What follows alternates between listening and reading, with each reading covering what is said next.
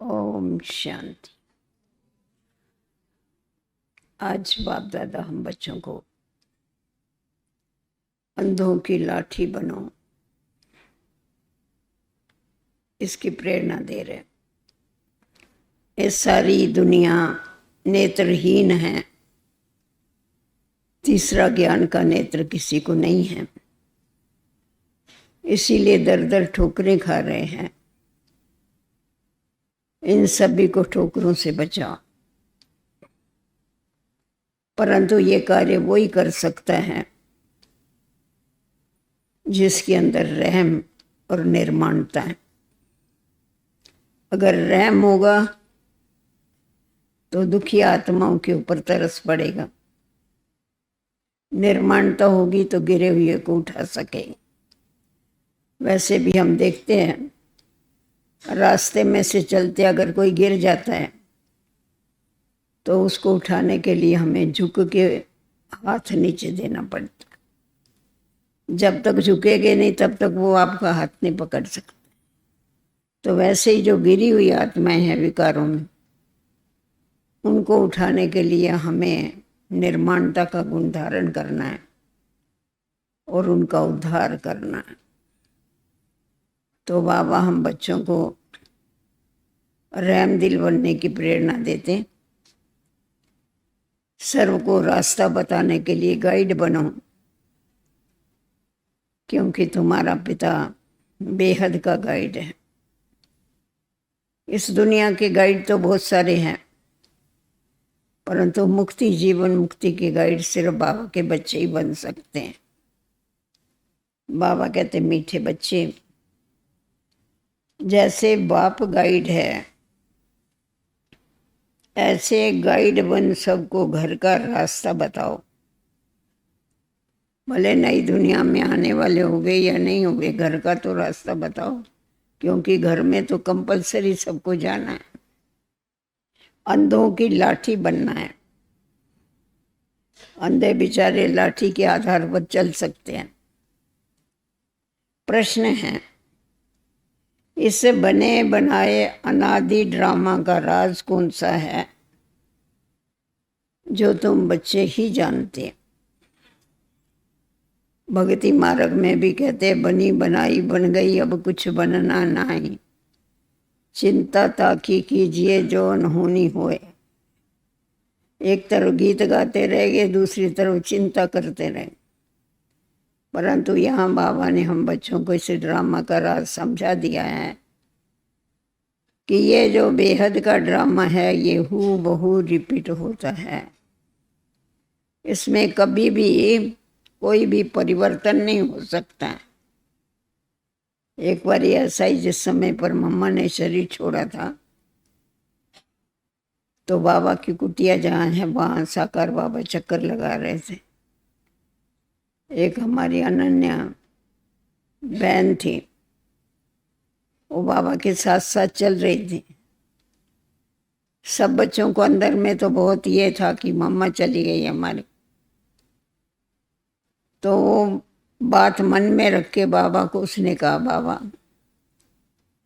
Drama में कोई कोई पार्ट नहीं होना चाहिए। तो बाबा ने कहा, बाबा मुस्कुराया। बाबा ने कहा, बच्चे ये ड्रामा बहुत बहुत एक्यूरेट बना हुआ है, इसको करेक्शन देने की और इसमें एडिशन करने की कोई ज़रूरत नहीं। डायरेक्टर ने बड़ा एक्यूरेट ये ड्रामा बनाया हुआ। सिर्फ ब्राह्मणों को ड्रामा के पट्टे पर चलने की आवश्यकता है, बाकी इसमें एडिशन और करेक्शन कुछ नहीं हो सकता। तो बाबा हमेशा हम बच्चों को विशेष ड्रामा के ऊपर ध्यान खिंचवाते रहते। शुरू में जब यज्ञ की स्थापना हुई उस समय भी ब्रिजेंद्र दादी बताती थी, बाबा ने बच्चों को ड्रामा कैसा पक्का कराया। तो एक दिन बाबा ने ऑलमाइटी बाबा ने ब्रिजेंद्र दादी से पूछा, कहा ये मम्मा के कमरे में जो कपाट है लकड़ी का, ये कल 9 बजे गिरने वाला है। उसने कहा अच्छा। फिर बाबा ने थोड़ा रह के कहा कि अगर समझो 9:15 हो गए और कपाट नहीं गिरा तो तुम्हारे को संशय आएगा बाबा के ऊपर? बोला जरूर आएगा। बोला क्यों संशय आएगा? बोला आप ऑलमाइटी बाबा है, जाने जाननहार है, ज्ञान के सागर है। आपने बोला 9 बजे कपाट गिरेगा और नहीं गिरा तो जरूर संशय आएगा। बाबा ने कहा यही पॉइंट तुम्हारी कच्ची है। उसके बाद बाबा ने इस पॉइंट के बाद बाबा ने क्लास में जा कर के ड्रामा की पॉइंट सबको पक्की कराई कि ये ड्रामा बहुत एक्यूरेट है। 9 बजे कपाट गिरेगा, ये भी ड्रामा में नूंद थी, उस अनुसार बाबा ने कहा। और 9:15 बजे भी कपाट नहीं गिरा, ये भी ड्रामा में नूंद थी। इसीलिए कभी भी ड्रामा में संशय नहीं उठाना। जैसी ट्रेन पट्टे पर चलती है तो ठीक स्थान पर पहुंचती है ना, अगर पट्टा छोड़ के चलेगी तो एक्सीडेंट हो जाएगा। तो हम ब्राह्मणों का जो पट्टा है वो ड्रामा है, उसके ऊपर हमेशा हमको चलते रहना है। अगर छोड़ा तो एक्सीडेंट होने में देरी नहीं लगे। तो आज ये ड्रामा की बात बाबा हम बच्चों को पक्की करा रहे हैं। इस बने बनाए अनादि ड्रामा का राज कौन सा है जो तुम बच्चे ही जानते हो? इसका जवाब है, ये बना बनाया अनादि ड्रामा है। इसमें ना तो कोई एक्टर ऐड हो सकता है ना कोई कम हो सकता है। कभी कभी कोई अपने पार्ट से तंग होके कहते हैं बाबा क्या हम छूट नहीं सकते हैं क्या इस ड्रामा से? तभी बाबा जवाब दे रहे, मोक्ष तो किसी को नहीं मिलता है। मेरे को भी आना पड़ता है सृष्टि पर, नहीं आने वाले को, तो दूसरे को क्या मोक्ष मिलेगा? कोई कहे कि हम इस आवागमन के चक्कर में आए नहीं, बाबा कहते हाँ कुछ समय के लिए नहीं आ सकते। नहीं बोलता है, हाँ कुछ समय के लिए नहीं आ सकते, फिर तो आना पड़ेगा। लेकिन पाठ से कोई बिल्कुल छूट नहीं सकता है। ये ड्रामा का राज तुम बच्चे ही जानते हो। धारणा के लिए मुख्य सार 1 नंबर पॉइंट, सच्चा सच्चा ब्राह्मण बनके सबको ज्ञान अमृत पिलाना। सच्चा ब्राह्मण, झूठा नहीं, सच्चा ब्राह्मण। ज्ञान चिता पर बिठाना है। सच्चा माना पवित्र, ज्ञान चिता पर बिठाना है। दूसरी पॉइंट है, शरीर निर्वाह अर्थ धंधा आदि सब कुछ करते हैं।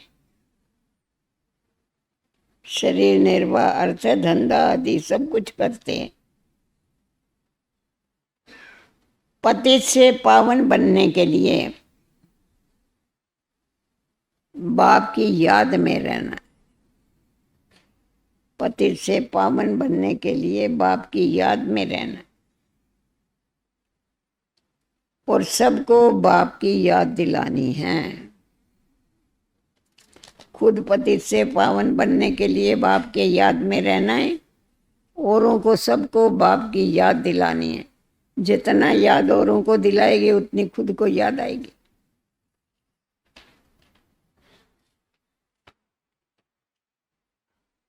वरदान, विशेषताओं के दान द्वारा महान बनने वाले महादानी भव। विशेषताओं के दान द्वारा महान बनने वाले महादानी भव। ज्ञान दान तो सब करते हैं, लेकिन आप विशेष आत्माओं को अपनी विशेषताओं का दान करना है। कैसे करना है बताइए। जो भी आपके सामने आवे उसे आपसे बाप के स्नेह का अनुभव हो। जो भी आपके सामने आवे उसे आपसे बाप के स्नेह का अनुभव हो। आपके चेहरे से बाप का चित्र, आपके चेहरे से बाप का चित्र और चलन से बाप के चरित्र दिखाई दे।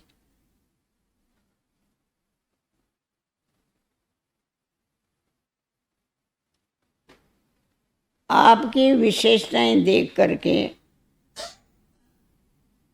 वो विशेष आत्मा बनने की प्रेरणाएं ले।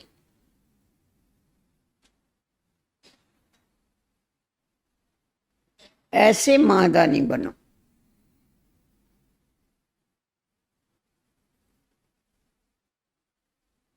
तो आदि से अंत तक पूज्यपन में भी और पुजारीपन में भी महान रहेंगे। पूज्यपन में भी महान रहेंगे, ऊंच पद पाएंगे। जब पुजारी बनेंगे तभी भी महान रहेगी, आपकी पूजा होती रहेगी। हर कर्म की पूजा हो, क्योंकि बाबा की याद में रह के कर्म करते हैं ना, इसीलिए हर कर्म की पूजा हो। स्लोगन है, सदा आत्माभिमानी रहने वाला ही सबसे बड़ा ज्ञानी है। सदा आत्माभिमानी रहने वाला ही सबसे बड़ा ज्ञानी है। अव्यक्त इशारे। कितना माल मिलता है इतना हजम होने पे। जो सदा बाप की याद में लवलीन रहते,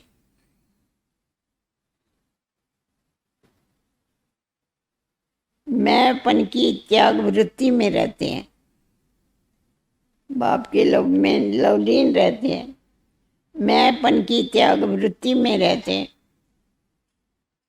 उन्हों से ही बाप दिखाई देता है।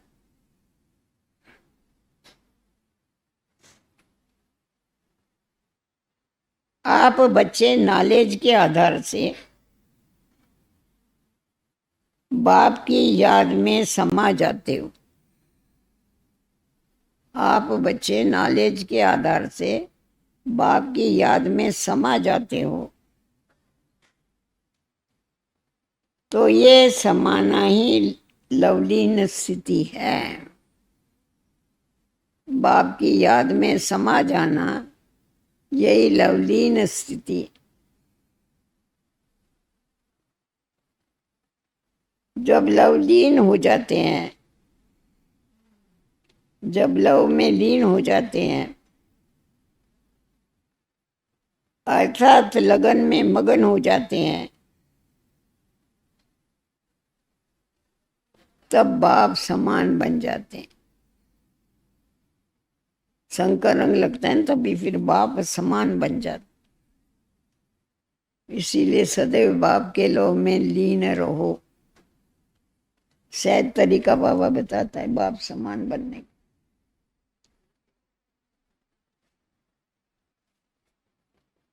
अच्छा, ये दादी की विशेषता 18 नंबर। स्तुति निंदा मान अपमान में समान स्थिति। बड़ी बात है। स्तुति निंदा मान अपमान में समान स्थिति। दादी जी कहती है, जब मेरा कोई अपमान करता है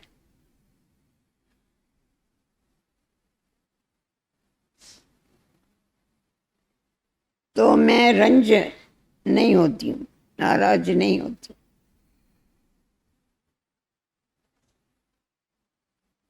लेकिन मैं सोचती हूँ कि मैंने उसे कितना मान दिया। मैंने अभी तक उस आत्मा को कितना मान दिया जो मेरा अपमान कर रही। दिया या दिया ही नहीं। अगर मुझे अपमान करने वाले पर गुस्सा आता है अगर मुझे अपमान करने वाले पर गुस्सा आता है, इसका मतलब ये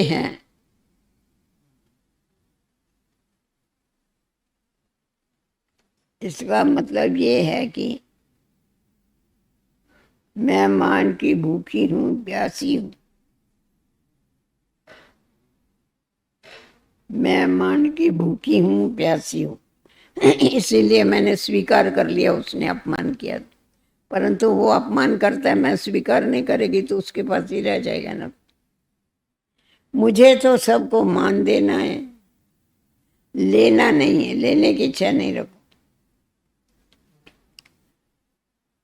बाबा कहता है मांगने से मरना भला।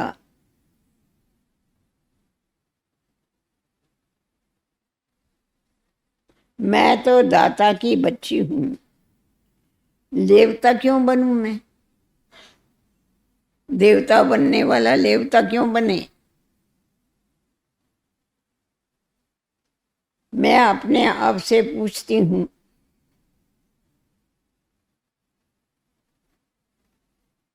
मैं अपने आप से पूछती हूं कि क्या मेरे 10 मंत्री मेरी स्तुति करते हैं? 10 मंत्री माना कर्म इंद्रियां मेरी स्तुति करती है। जब मेरा संस्कार, मेरी इंद्रियां मेरी स्तुति करे, महिमा करे, अर्थात मेरे ऑर्डर में रहे, तब दूसरे भी मेरी स्तुति करेंगे। अगर मेरी कर्म इंद्रियां ही मेरे ऑर्डर में नहीं चलती है, मेरी स्तुति नहीं करती है, तो दूसरे क्या करेंगे बताओ? करेंगे ही नहीं।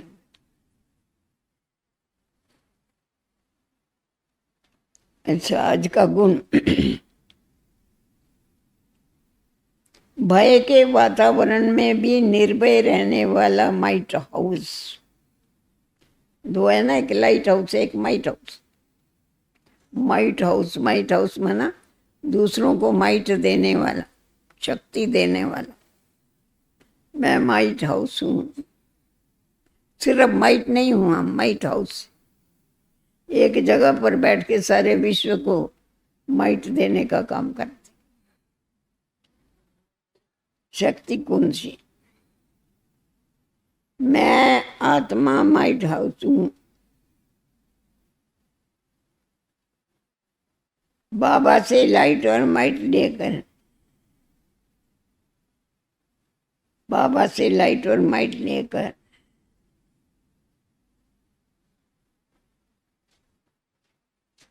शक्ति संपन्न बनी हूं।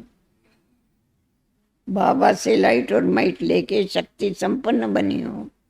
बाप समान माइट हाउस बन, बाप समान लाइट हाउस बन,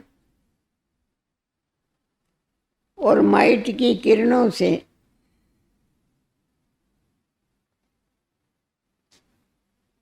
श्रेष्ठ वाइब्रेशन से आत्माओं को भरपूर और शक्तिशाली बना रही हूं।